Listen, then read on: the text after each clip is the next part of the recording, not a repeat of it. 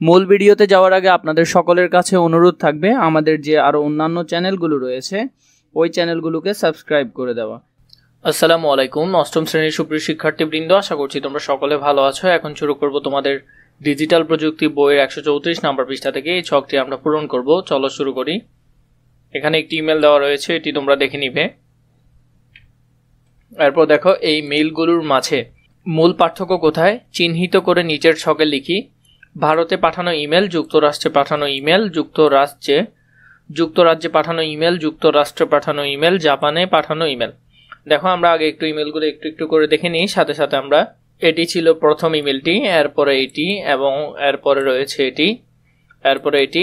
এই ইমেলগুলোর মধ্যে আসলে পার্থক্য কি তা আমরা এখন খুঁজে বের করব। ভারতে পাঠানো ইমেল মূল পার্থক্য সম্বোধন ছিল ডিয়ার স্যার। যুক্তরাজ্যে পাঠানো ইমেল মূল পার্থক্য ছিল ডিয়ার মিস্টার জন।